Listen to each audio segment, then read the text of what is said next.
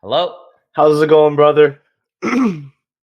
Great to speak to you, man. Everything is good. How are you? How's I'm doing well. I'm not gonna lie, I'm kind of nervous. Like I see that there's like 4,000 people in here. I'm like, holy smokes, like there's a lot of people watching this. But I've been watching you for kind of a long time, like reacting to kind of a lot of your videos. And yeah, man, I have a couple questions. I really like the yes? work that you do.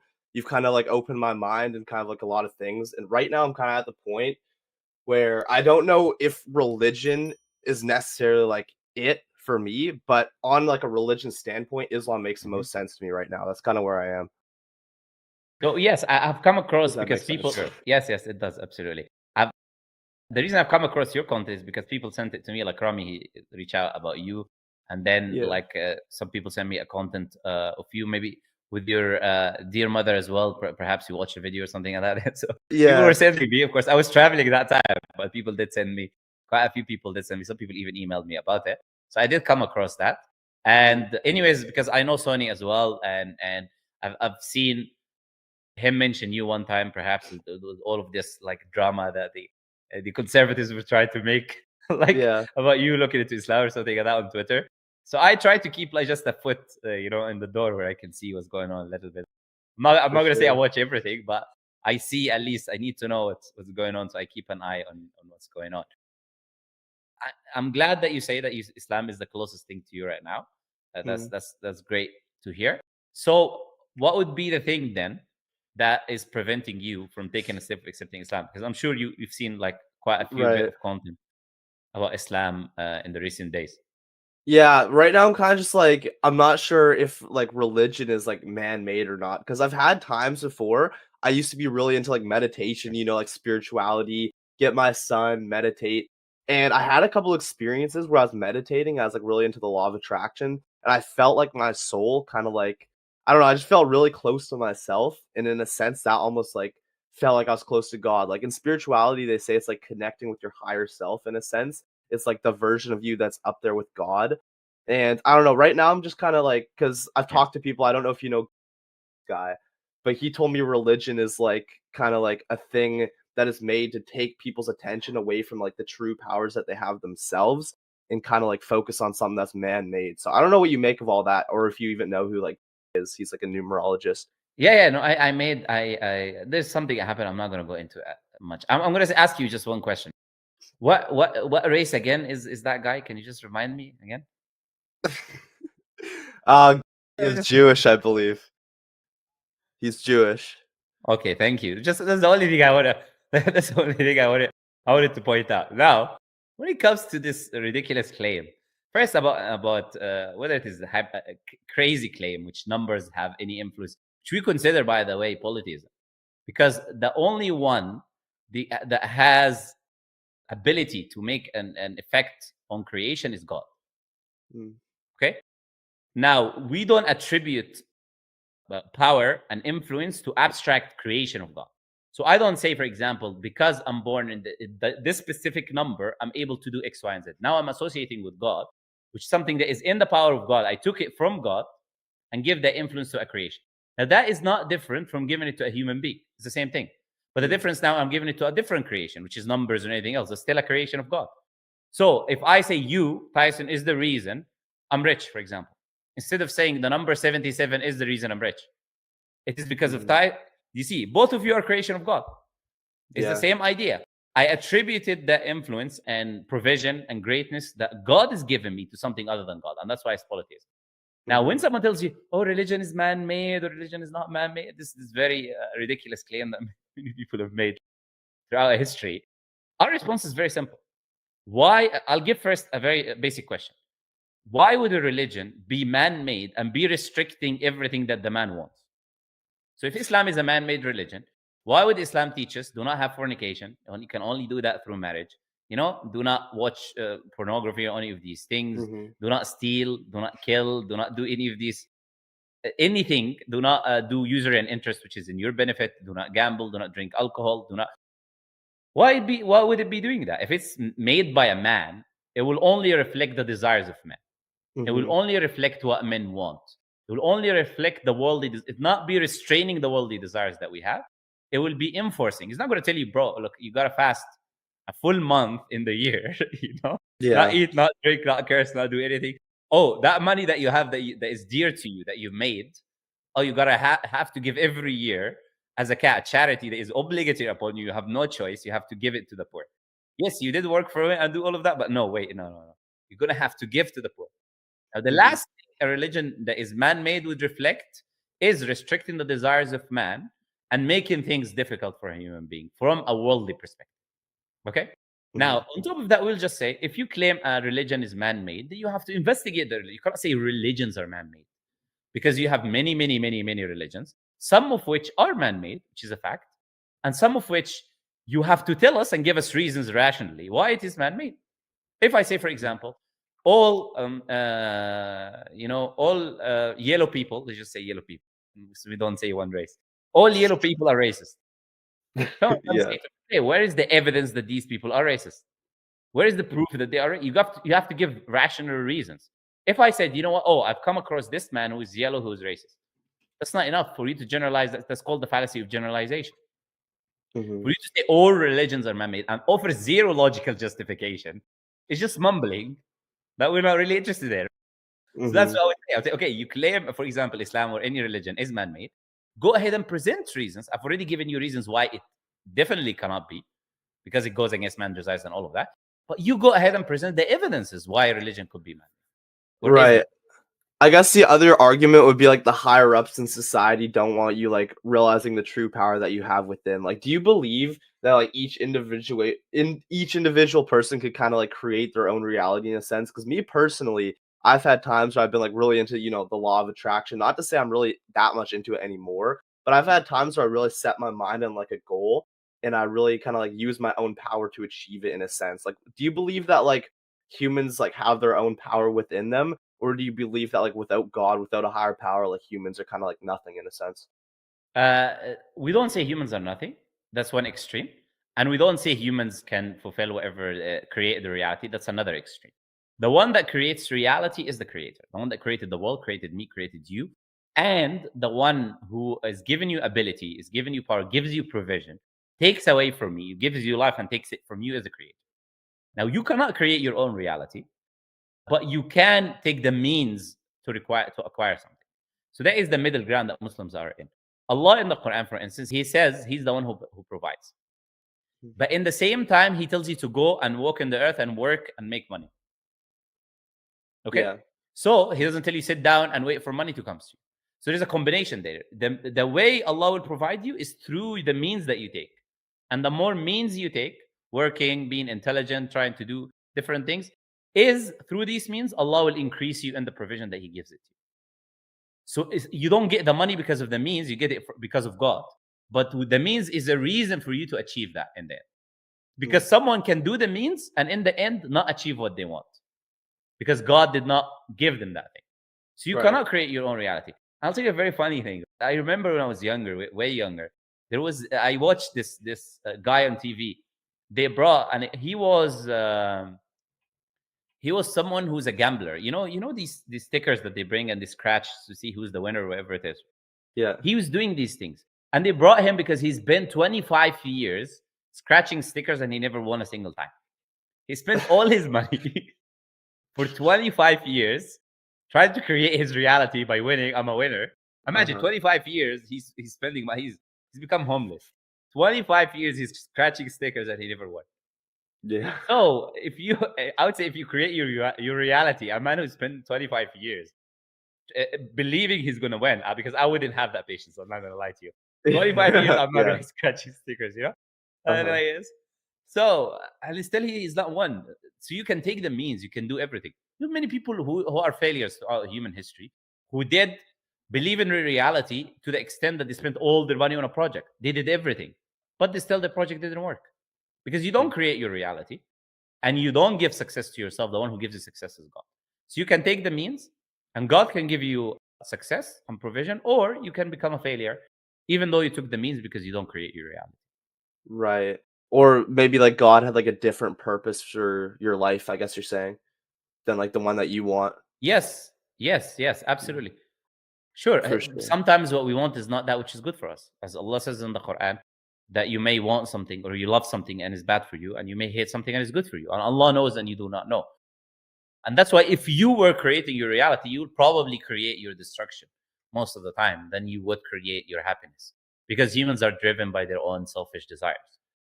So do you still have an issue with this idea of religion and man-made and all of this stuff, or do you agree that this is like a funny claim? No, you're definitely making a lot more sense with it. What about the argument though that like the higher ups in society want to like make this whole thing to like control society? Like I know it's kind of getting conspiracy theory, and again, I'm not even saying I fully Sure. believe it, but it's just kind of like it's kind of like a what if for me. Like what if it is created just for people to like Sure. distract their attention from like maybe the powers that they themselves hold. But now like as I continue, like even just me saying that, it just kind of sounds like more of a stupid argument after like you've kind of debunked it a little. I'm not gonna lie. Yeah. So you already, I think you gave the answer to yourself already. Because the thing is, who is easier to control? A man who's 24/7 on OnlyFans and OF and all of these stuff and spending his money gambling and drinking and drugs, or a man who is disciplined, who puts God first and his family and helps others? Which one is easier to be controlled and is controlled? Well, the first one because he's In already reality, the one controlled. who's trying to control you is the one who tells you do not follow the commands of God, because then he wants you to follow your desire, and through that he can easily control you because you're easily susceptible to desire. So he just offers you desires, and then you are in the palm of their hand. Right. And I guess my also thing. Well, one question I want to have before I ask the other question is: in Islam, do you guys believe in old souls? Because my entire life, I've like met random strangers, people in the comment section on my videos. They'd be like, "Tyson, you're like an old soul. Like you've been here before." And another thing that makes sense about numerology is like they have certain numbers, which means that you're an old soul. I see you laughing because it is kind of like it is a stretch, but they have certain numbers that means like you're an old soul. And people always call me an old soul, and then I realized that like the number that I have, 33 in numerology, is like the oldest soul that you could have. Like, what does Islam believe about that? Sure, let me ask you a question. If I say you have an old soul, is that a positive or a negative thing? Seems I like a think positive thing, right? yeah, it'd be positive because it means that you've been around the earth and like you're more mature, I guess, in a sense, and like you've been here Yes. before, you've lived like past lifetimes, kind of. Yes, and this is the thing with all of these astrology, numerology, all of these things. They tell you positive things because you are more inclined to accept them and believe them. Even when they want to tell you something negative, they tell you something which is positive in reality. Oh, you're too nice that you give everyone too much stuff, you know? So they want to tell you something that is negative about you. You're too nice that you don't say no too much to people. Okay, but they're still telling you something positive, but they are wrapping it as the pretending as if, oh, it's actually negative, not positive. So you're way more inclined to believe it because humans have this egotistical nature that, oh, they're happy to hear anything good, beautiful, positive they said about them. So in Islam, this is the first time we are on earth for sure. So we were not on earth before. There's no reincarnation or anything like that. But there is something called, there's a world that we were in, that Allah created us in before He put us in this life. Where Allah created all the souls of humans, and Allah said to them to testify that Allah is our God. And that's why everyone has an innate belief, as many studies have already shown, like Justin Barrett in Oxford University, Oliver Petrovich, many studies, which showed that humans are innately born believing in a creator. So we believe before we came into this life, Allah created the souls of humans and He made them testify that Allah is our Lord. Now, there's an interesting narration the Prophet Muhammad told us. The souls that have met or known each other in that time, they will have harmony in this life. And the ones that didn't, they will have a form of repellent towards one another. So you can feel this closeness of souls between you and someone else, because in that world, before you came to this life, there was a form of knowing you knew that's the other soul. So the Prophet said, "Ma ta'arafa minha talaf." Whoever known one another at that time, they have ulfa, they have these kind of acceptance, familiarity with one another, easy going with each other, etc. And the ones that didn't, اختلف, they disagree. They're more in disagreement with one another. So that will respond to that, but it will give you a realistic thing, not that number 33 and number 44. Okay. Right. So what was that called? Like the kind of past life which we were all in. I'm not sure if you said it or if I forgot, but that kind of is interesting because with certain people, Yeah, no, there's certain it's in it. Yeah. sorry, there's certain people that like kind No, of go in my ahead. life that I feel like maybe in a past life like we used to be like friends or something, or I knew them. and then I kind of feel like drawn closer to them. But maybe that's what you're talking about. Yeah, so that past existence or world, it's not that we live the entire life there or anything like that, but just Allah created us, and all of the souls of humanity were there at that time, and then they came into this life. So that is, you can call it, some scholars refer to as alam al-dhar, because people were very small at that time. Dhar can refer to something, the smallest thing, or also the alam of the arwah, the world of spirits. They can use different references to it, but it's not like we lived an entire life there or something. There was an event where Allah placed all the souls in one place, souls of the creation, and He made them testify that Allah is our Lord. And then after that, we came into this life, and we don't remember that. But that hadith still has that, tells us the effect that can happen in this life due to that. Got you. I don't know. It's kind of a beautiful thing to think about. I've never heard anybody say that before, but that kind of does make sense. It's kind of interesting. I guess another question I'd have is like, what does the presence of God feel like? Because I'm not gonna lie, I feel like lately I've been kind of far from God, but now that I'm on this stream, I just feel like a wave of peace just like went over me. I don't know how to explain it. It's almost like emotional in a sense. I don't know why. I just feel like so peaceful talking to you. Like, what does the presence of God feel like? Yeah, so we'll have to ask again. What does someone mean when they say presence of God, right? Because we don't believe that God is actually Him. God Himself is in the creation, right? But God, the presence of God that we will believe in is the presence of care. God looks after you. He sees you. He hears you. He protects you. That type of presence of God will comes to the from the word Rabb. Rabb, which means He raises you. He looks after you. He takes care of you. He guides you. He teaches you. Now, this is the, if you want to use that presence from that sense, then we wouldn't have an issue, of course, with that. That is the guidance that comes from Allah, and this sense of peace that you have, that Allah Azza wa Jal talks about in the Quran, comes through your connection with Allah. It comes in the remembrance of Allah. Allah says in the Quran, "Ala bi dhikrillahi tatma'innul qulub." Isn't it with the remembrance of Allah do hearts find ease? So hearts find ease and calmness and all of that through the remembrance of Allah. Remember the Creator, Allah Azza wa Jal. You connect with Him when you come closer to Him. And Allah says in many places in the Quran that those who believe in Allah and do righteous deeds, لا خوف عليهم ولا هم يحزنون. They will have no fear, and they will not grieve. They will live. They will have this peace of serenity and peace which is within them. There is a protection from Allah Azza wa Jal in this life and in the afterlife, and that's something you get with connecting, because you're fulfilling your purpose. You are finally doing what you're here to do. You finally found that thing that everyone is seeking. This empty place that has been here, that has been empty all this time, has been now being fulfilled and being filled with the correct, right purpose, the right object to fill that gap and hole that is in every human being. That's why you feel that. You feel complete.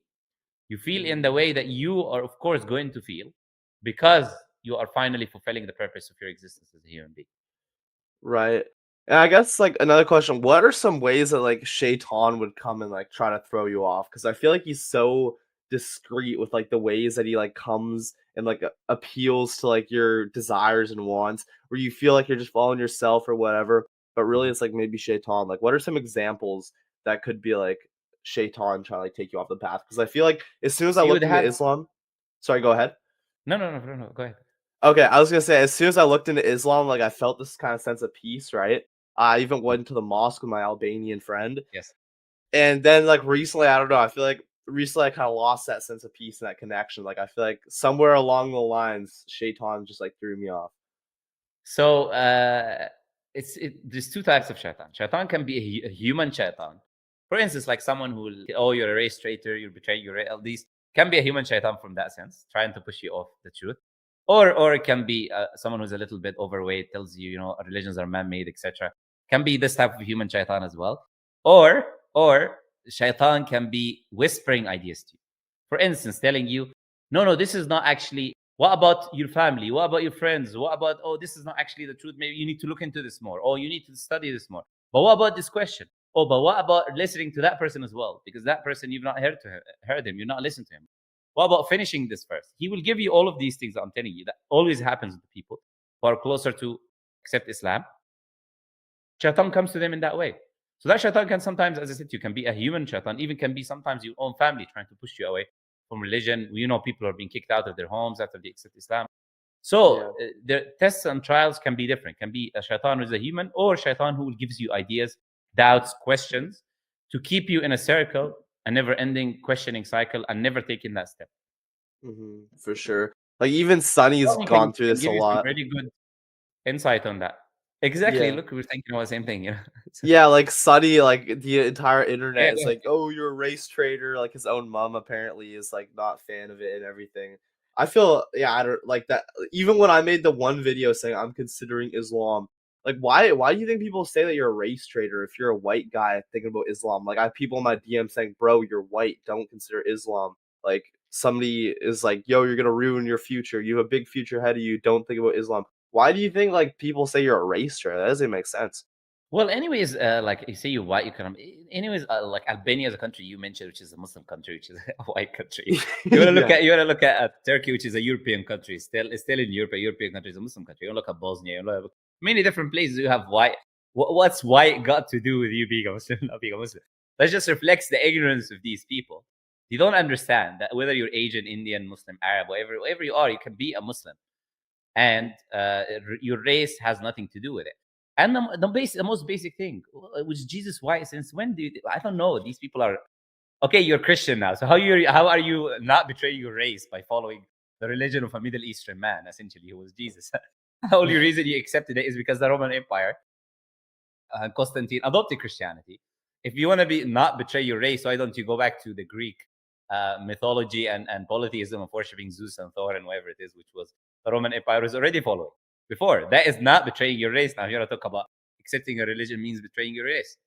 But in reality, it's just coming now. It's just coming from the fact that many of these people are conservatives, and you were in that circle, and Sunny was also in that circle. And because you're in that circle, they are conservative, and conservatism today means that many of them think Muslims are trying to take over, or whatever it is, or the Great Replacement theory, right? Whatever they refer to it, they refer to it as. So they think, oh, you know what? You cannot be. You gotta be our own race, and you gotta have this white supremacy that you gotta believe in right now, and you gotta be in our group. And if you're not in our group, then we don't like you. So it's just a cult, essentially, cult of conservatism, which is extreme conservatism, because not most of them are like this. And that's what, because you were in that circle, you got that feedback from them. Yeah, for sure. And I even see how like Christians, because like Andrew Tate, of course, became a Muslim. Andrew Tate's somebody that kind of really woke me up, as I'm sure he did like a lot of kids. But even now, I see Christians like hate Andrew Tate simply because he's a Muslim. They're like, yeah, they used to like Andrew Tate. Now Andrew Tate reverted to Islam, and now everybody's like, yeah, oh yeah, you know what? He probably is a human trafficker. Send him to jail. It's so crazy how people just switch up. It's insane. Shaitan's everywhere. Yeah. Cult. He left the cult. That's what cult is. Once you leave the cult, it doesn't matter what you say. Even if you say everything beautiful and everything good and everything righteous, you're not in my cult anymore. So I don't like you. You gotta be in my cult for me Yeah. to accept. And if you're in my cult, I will justify anything you do and say. But the True, minute you're true. out of it, anything you do and say, I will reject. I mean, contrary to that though, like there's some people that also say like Islam could be a cult. Like I've seen people in my comments, some Christians have been like, "Did you know if you live in like an Islamic country and you leave Islam, they kill you?" Like, is that true at all? It's like you could get like stoned or like Yeah, an honor killing I if you already leave. made, and he's a Christian, telling you that. Yeah, I think so. I don't know. I got many comments like that, probably from Christians. So yeah. So what I usually tell to these Christians, go open the Bible before we speak about Islam now. This is true, right? Open the Bible, open Deuteronomy, which explicitly tells you that if your brother, the son of your mother, or any of your friend, anyone entices you to worship, saying, "Come, let's worship other gods," your hand should be the first on him. You and all the people in your town should essentially all of you should kill him, or everyone. Literally, word for word, that's what it says in Deuteronomy. So whether he's a Jew Whoa. or Christian, whatever it is, why doesn't he start with reading what his book says before he comes to us and says Islam says that? That's the first thing I'm gonna say. Second thing I'm gonna say, in Islam, I have a video on that, but I'll talk about it as well briefly now. In Islam, nobody applies the punishments wherever we have something called hudud. And hudud is the punishments that the Sharia or Islamic law has. Punishments, laws of punishment. We call it hudud. Now, these laws of punishment are only applied by the state. Cannot be applied by individuals. There is no vigilantism. It's the judge, which is a representative of the state after due process takes place, and the government is the one that applies the law. So unlike what the Bible says, which is telling you to do it yourself, that doesn't exist in Islam. All of these punitive punishments can only be done by the government and the state. So that's number one. Number two, these punishments are only applied in a state that rules with Islamic law, which you don't find anyways today. Anyways. Okay, now once you live, let's say you now live in an Islamic state. You want to leave Islam, okay? Or you left Islam. Now, for any punishment to be applied to, we said it has to be in an Islamic state and has to be done by the government. Now, first thing is, how can the government know you left Islam? That's true. I guess maybe if you're open about it, like if you go around saying like, yeah, I'm done with Islam. Okay. So now you have two types of apostates now. You have a sincere apostate who is come across doubts or come across things and thought that there is a problem, an issue, so he left. So he's sincere that if someone were to talk to him and give him advice, he would take it. And then you have the prophet apostates. You know, P-O-R, we're talking about prophet, F-I-T, yeah? Mm-hmm. The prophet apostates, the ones that are looking for career apostating, yeah? You got these people. So you got two types. You got these career apostating that try to make money and just trying to make a whole identity of a religion that they supposedly have left. Imagine I left my girlfriend and I make a whole channel about call myself ex-girlfriend, ex-person, and then just talk about my girlfriend 24/7. Yeah. I didn't leave my girlfriend, did I? Because it's supposed to be an ex. It's already out of the picture. So you got two types of apostates. Now, so the only way we can know is that you have to be public about it. Mm-hmm. You have to be public about it. And even if someone knows and he says that you did, he goes and reports you or something, you need to bring proof. Mm-hmm. So if he reports you and you say, no, I'm a Muslim, then the other person will be punished for making false testimony. You cannot falsely testify. So right. The only way we can know that, or the state, the government can know that someone left Islam, someone has to say they left Islam. Now, at the time of the Prophet ﷺ, there were people who were hypocrites in Medina, and they were not true believers, but they were outwardly showing their believers. In their heart, they were not believers. Allah told the Prophet the names of these people. And his companion, Hudayfa, had a list of the hypocrites with their names. But the Prophet did not punish them. Why? Because they did not commit apostasy. And you're only punished for what you do outwardly, what we see you doing. We cannot punish you for what you have in your heart. So even though there were disbelievers hiding it in their heart, Prophet did not punish them. So if someone leaves Islam and he keeps to himself and he never says it, that person will never be punished in an Islamic state. We already have an example, as I said to you. Not only that they were disbelievers, but even the Prophet knew and he didn't punish them because they didn't outwardly, publicly say that they were. And they did not create division. Because the first thing someone who leaves Islam will do, he will have an issue with the laws. Because if you're living in a Sharia state now, which is the only state that the punishment would be applied in, you're not going to be happy with the laws there about not drinking, not gambling publicly, not fornicating. You're not going to be happy with these laws. You will say, I'm an apostate, I don't believe in them, I want to do whatever I want. Mm-hmm. So you will try to cause corruption in the land, and you'll try to make a group of people that cause corruption. That's naturally what will happen. You'll try to entice other people to also do the same. So the only way we can know is that you left Islam. Now, let's say you left Islam and you say that you left Islam and you're public about it or whatever. Now, does the government just brings you and, chops something off or something? No, that's not what happens, yeah? Even if you do that, the government will bring you and there is something called the period of repentance. Period of repentance. So what they will do, they'll say, okay, you left Islam. They'll say yes. They'll ask him, okay, what is the reasons and the evidences you left Islam?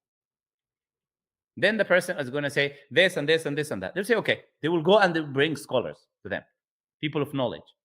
And they'll say, okay, answer the doubts that this person has. And these scholars will come.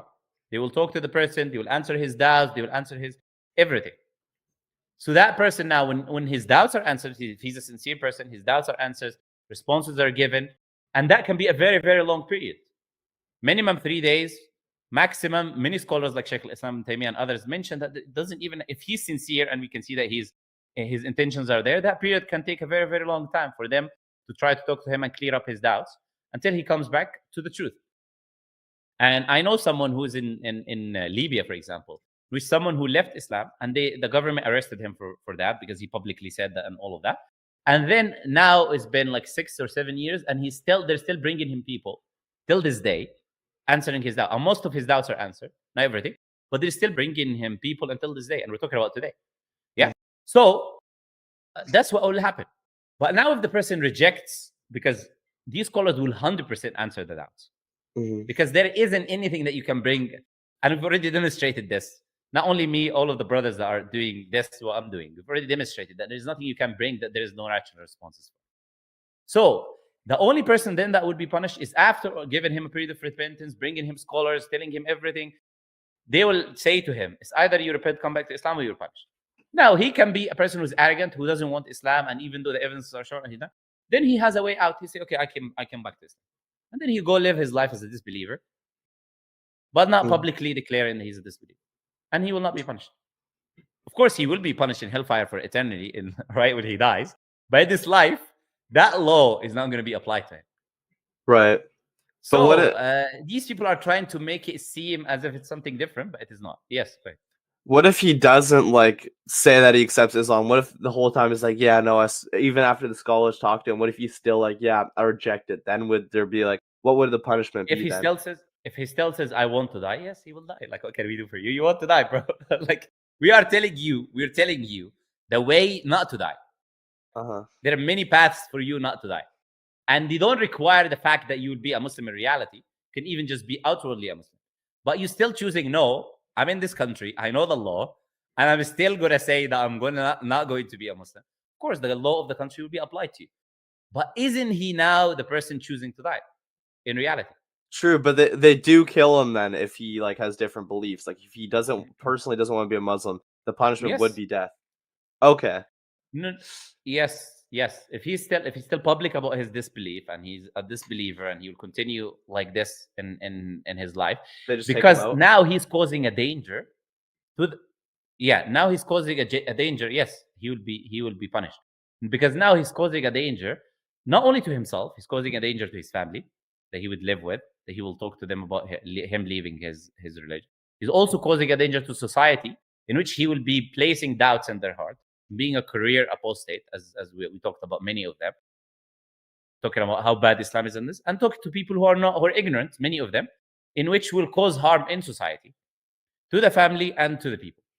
So yes, since he has that kind of harm on the society, there is a punishment that is there, that is set in place for that reason, to protect the most important thing, which is the afterlife of those people that are more important than this subject and individual. Yes. Right. Yeah, I mean, you could probably see one how more that's... thing, which is also just to add, is that in Islam, for instance, the Prophet ﷺ, he made one treaty. It's called the Treaty of Hudaybiyah, in which one of the conditions was, if one of the people who accepted Islam with the Prophet apostated, that he sends them back to the disbeliever, the polytheist. So some scholars would use that to say that if someone wants to leave the Islamic country, of course he can leave before he says that he left Islam. He can leave the country, go to a non-Muslim country. Why are you staying in a country which is its law is telling you will be punished if you break the law? Why don't you go to a different country then? Why are you staying in a Muslim country? Because you are trying to cause corruption in the Muslim country. That's the truth. That is the reason you're staying. That's why you reject the honesty, the sincere responses, the time of repentance, and all of that, and you're outspoken about it. You are trying to cause corruption in a Muslim country. You can just go travel, go somewhere else, go to a country of disbelievers like you and live with them. Nobody will tell you anything, because disbelievers will exist until the day of judgment. We have things about where the Prophet told us about the signs of the day of judgment, and one of them will be fighting disbelievers. So they will remain until the day of judgment. So you will always have the option to leave if you wanted to leave. That kind of makes sense, because then that one person would just spread like wildfire. Like it's almost like a disease in a sense. He just spread disbelief amongst like his entire community. I mean, I guess you could probably see how that seems a bit extreme though, to like somebody who's still on the fence, how they'd like kill somebody if they like leave Islam. I don't know. It still seems kind of like... I wouldn't really say it's extreme for a few reasons. First is there is no measurement of right or wrong if you're not someone who's following a religion. You don't have a criteria to even determine what is right or wrong and what is extreme, what is not extreme.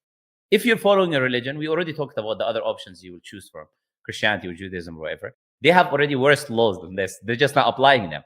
Now, also why it's not extreme is because this law is mostly not applied today.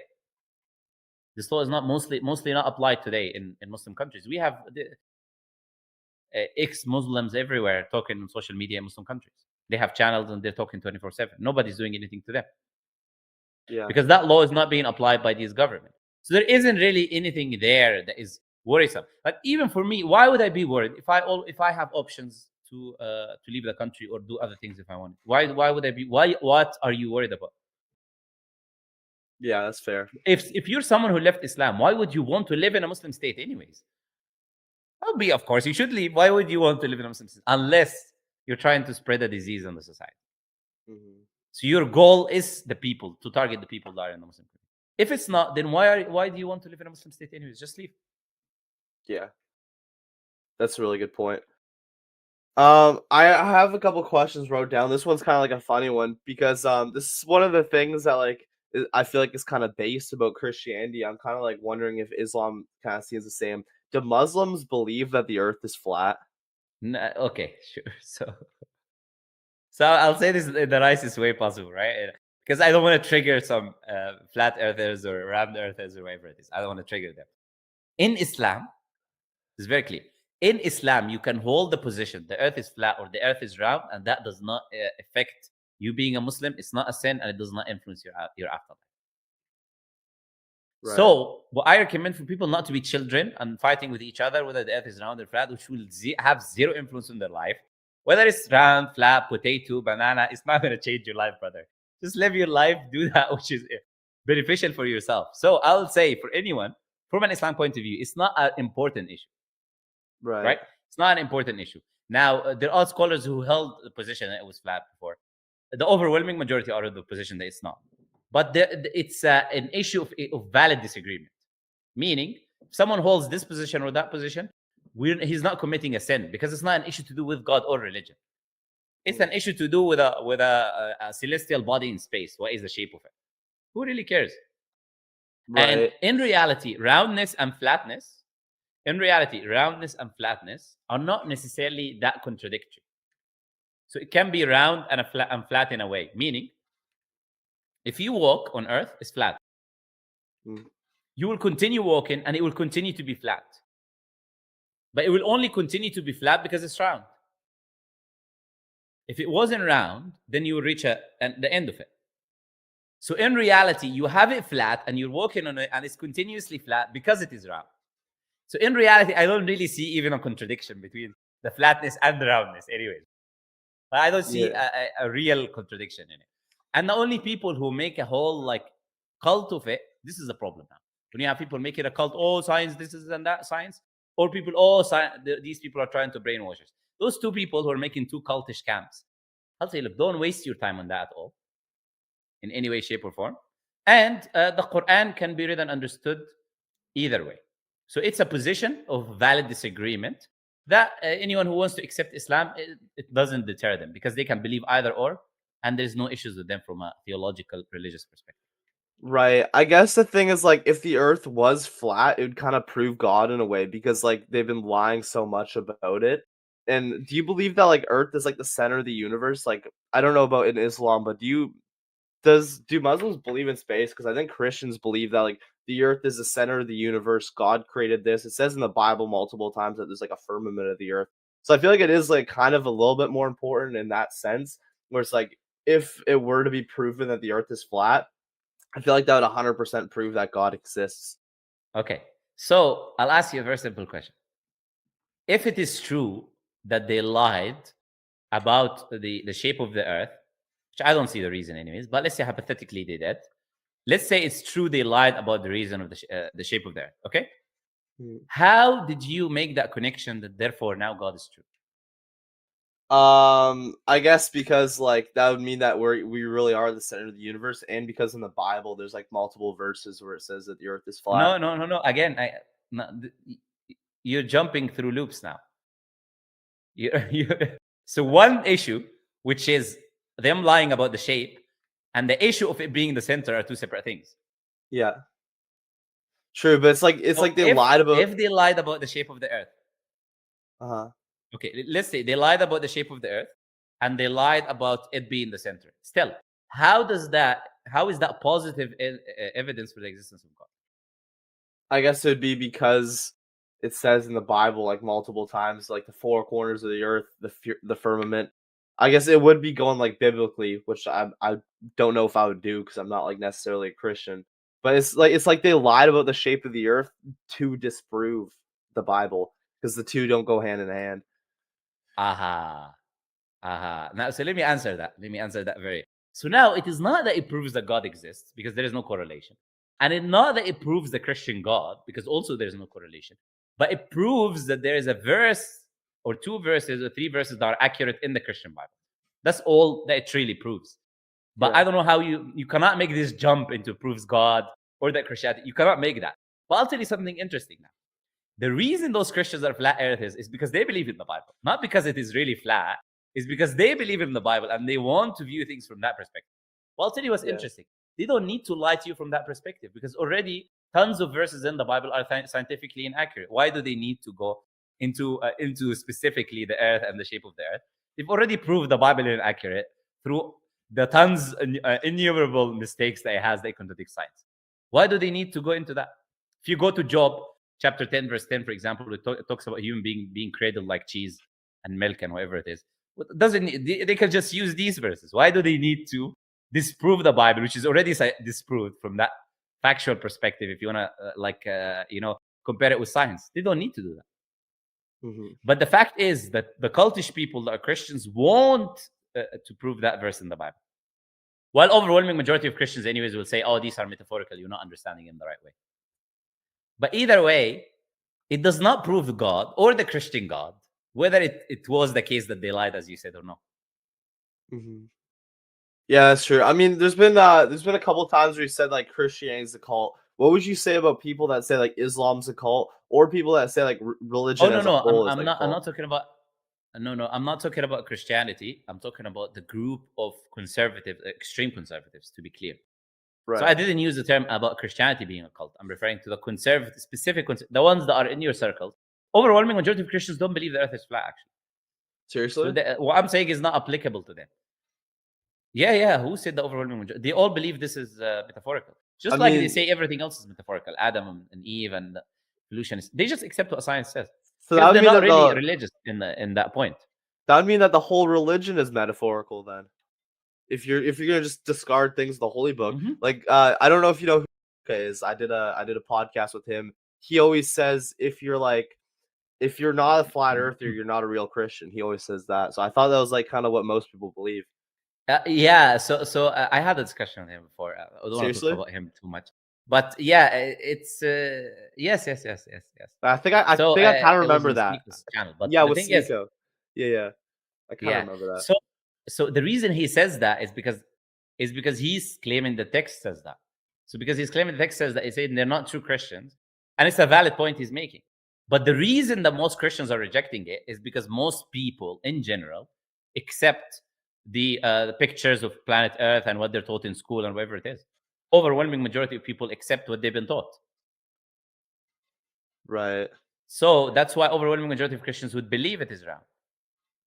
Uh, I I have the chat pulled up. People are like laughing. People are like, "Who is this kiddo?" Everybody's like, "Guys, I'm just saying, like, it does kind of make sense. Like the fact that they had like Don't worry about the chat. Don't yeah, worry about it. they barely even had the technology for like good computers back then. Yet they could send like an entire spaceship to Mars, or not to Mars, to the moon. Just like that just Again, doesn't that's make a any different sense to issue. me. Like a different issue. Like I'm very Sure. skeptical. You just because you prove one thing is a lie doesn't mean everything is a lie. I'll tell you why. For instance, I'm very skeptical about this going to the moon, for example. Very, very skeptical. Mhm. And I don't accept it. I don't see evidences for it. So the reason I'll say I'm very skeptical about that, I can see the reasoning behind it. The reasoning behind it, there's a competition between different countries, and one country wants to show the other world that is superior, which has a big psychological effect. Mm. We are superior in technology, we are the new superpower, etc. So I can see reasons behind doing it. Now, telling the people it's round or flat, in reality, has zero actual effect on the lives of people, and it doesn't have any reasoning of control that I can see. I don't see any benefit behind that lie, because it doesn't change anything. But okay, so yeah, you said you had maybe other questions, right? Okay. Yeah, for sure, for sure. Or did you still have something on this one? No. I think it's good to move on. You've established that like it doesn't really matter either way, like the shape of the Earth, which I feel like that's a fair opinion. Maybe I do have some disagreements, but at the end of the day, like I understand where you're coming from. Okay, do you believe that like Christianity is like from Shaitan just to like try to get souls to like not have the truth? Christianity originally, which Christianity, the word itself means to follow Christ. Following Christ means being a Muslim. Now, what is from Satan is the changes that were introduced into Christianity by the Roman Empire in the councils of Nicaea 325 and Constantinople 381, like the Trinity or the divinity of Jesus, which is not in the teachings of Jesus himself, nor the Bible actually doesn't exist there. So these changes that were added by people who are following Greek mythology, like Constantine and Athanasius, etc., these are the changes that came from Satan. But if someone were to follow Jesus in the true following of Jesus, he would have been a Muslim. His mother would be covered like Mary was. He will have a beard. He will fall on his face when he prays. He's not going to eat pork. He's not going to. He's going to fast 40 days. He's going to be circumcised. He's going to be a Muslim in reality, and he's going to believe in one God only and say to worship that one God alone, and believe in Moses and David and Solomon and the other and Abraham and the previous prophets, which is what a Muslim is. Mm-hmm. So the only thing that is from Satan is these changes that came. Even like the first page of the Quran says that like a Muslim is just somebody who follows God's will and kind of like does follow Jesus in a sense. That's kind of like the meaning of a Muslim. But brother, I have to go eat my breakfast. I really genuinely appreciate you taking the time to do this. I'm going to continue reading my Quran, continue doing my thing. No problem. I've reacted to like so many of your videos, so the fact that like I'm actually talking to you now is pretty cool. So I appreciate this opportunity. Thank you very much for taking the time, No brother. worries. Yeah. God bless you, man. Have a great day. No worries. I want to give you one advice before you go. Mm-hmm. I'll give you one quick advice before you go, because I have a problem. I don't see it in you, but I see it happening a lot. There's a lot of people who get stuck on using Islam for their own channels, for their own views, for stuff like that. They've been making content, etc.